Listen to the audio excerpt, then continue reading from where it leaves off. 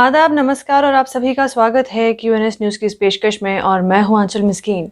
पिछले कुछ सालों से कश्मीर में प्राइवेट सेक्टर स्कूलिंग का चलन तेज़ी से बढ़ा है और एक्सपोजर के लेवल की वजह से ही बहुत से पेरेंट्स अपने बच्चों को प्राइवेट स्कूल्स में एडमिट करना प्रेफर करते हैं।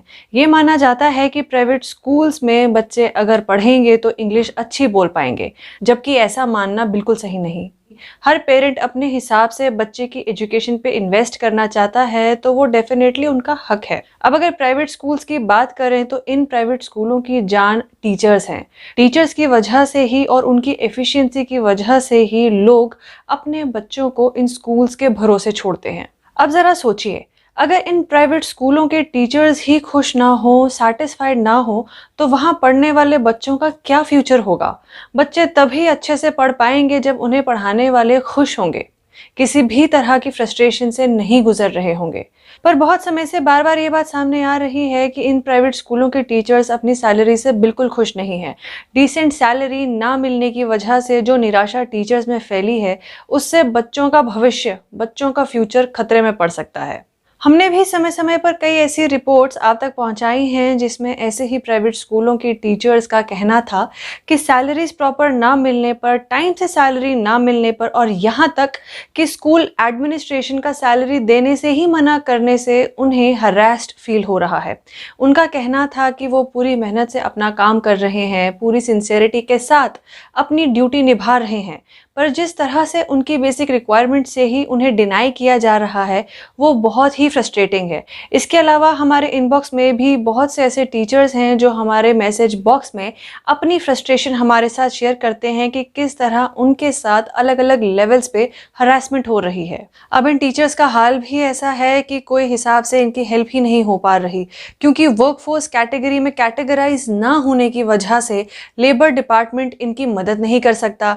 टीचर्स के लिए लॉज ही नहीं है, फिर प्राइवेट स्कूल्स ज़्यादा पे नहीं कर सकते क्योंकि उनके पास फाइनेंशियल ऑटोनॉमी नहीं है। सरकार द्वारा निर्धारित फिक्सेशन कमेटी स्कूल्स की इनकम के अकॉर्डिंग ही टीचर्स की सैलरी डिसाइड करता है, जो चिल्लर के हिसाब से ही हाथ लगता है।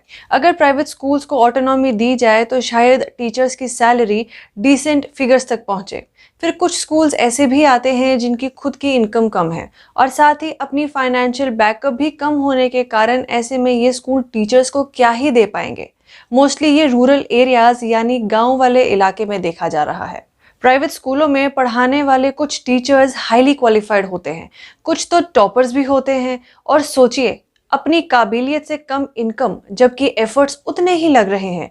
ये सिचुएशन ऐसी टीचर्स के लिए कितना फ्रस्ट्रेटिंग होता होगा। यहाँ आपको एक बात बताएं तो आई एम श्योर आप सभी ये समझते होंगे कि टीचिंग जॉब बिल्कुल भी आसान नहीं है। एक तो आपके इलाके, शहर, स्टेट, कंट्री का फ्यूचर को हर तरह से काबिल बनाने की जिम्मेदारी इन टीचर्स पे होती है। फिर टीचर्स अगर पैशनेट हो तो वो पढ़ाने से पहले खुद सारा फिर से पढ़ेंगे, तब जाकर वो किसी को कुछ पढ़ाएंगे।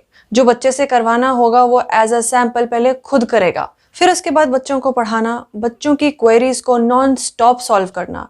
आप सोच भी नहीं सकते कि ये कितना मुश्किल और जिम्मेदारी से भरा काम है। अब इसके ऊपर अगर टीचर्स को उनके हक का डिसेंट मेहनताना ना दिया जाए तो ये फेयर नहीं होगा, नाइंसाफ़ी होगी, जिससे कहीं ना कहीं हमारे बच्चे ही सफ़र करेंगे।